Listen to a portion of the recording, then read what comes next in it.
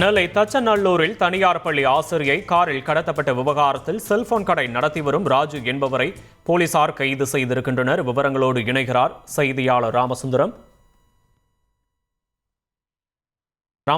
வணக்கம். இந்த கடத்தல் தொடர்பான விவரங்களை பதிவு பண்ணலாம்.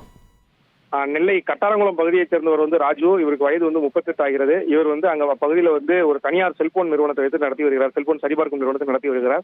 இந்த ஒரு கடை நடத்தும் நிறுவனத்தின் அறிக்கை ஒரு பள்ளி இருந்திருக்கு, தனியார் பள்ளி இருந்தது. அந்த பள்ளியில ஆசிரியையாக ஒரு 24 வயது ஒரு பெண் வேலை பார்த்து வருகிறார். இந்த நிலையில அந்த பெண்ணுக்கும் அவருக்கும் ஒரு நட்பு ஏற்படுகிறது. இந்த சூழல்ல அந்த ஆசிரியை தற்போது தச்சனூர் பகுதியில் உள்ள தனியார் பள்ளிக்கு மாறுதலாகி அங்க பணி செய்து வந்த சூழல்ல இந்த பெண்ணிடம் அவர் தொடர்ந்து பேச முயற்சி செய்ததாகவும் அந்த பெண் அதற்கு மறுத்ததாகவும் கூறப்படுகிறது. இந்த நிலையில நேற்றைய தினம் பள்ளி முடிந்து பேருந்துக்காக நின்ற போது அந்த ராஜு என்ற நபர் காரில் சென்ற போது, நான் வீட்டுக்கு தான் செல்கிறேன், வா என்ன கூப்பிட்டு அழைத்ததாகவும் அதற்கு மறுப்பு தெரிவித்திருக்கிறார். தொடர்ந்து இருவரும் பேசிய முறையில வா அழைத்து செல்கிறேன் கூட்டி சென்றதாக கூறப்படுகிறது.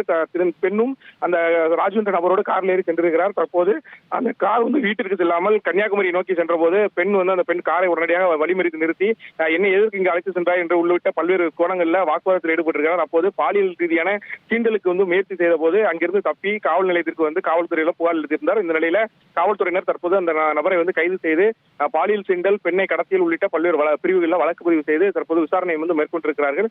தச்சனூர் பகுதியில் நடந்த அந்த சம்பவத்தால ஒரு பரபரப்பானது நிலவி வருகிறது. தற்போது அவரை நீதிமன்ற காவலுக்கு அனுப்புவதற்கான நடவடிக்கையும் காவல்துறை மூலம் மேற்கொள்ளப்பட்டு வருகிறது. விவரங்களுக்கு நன்றி ராமசுந்தரம்.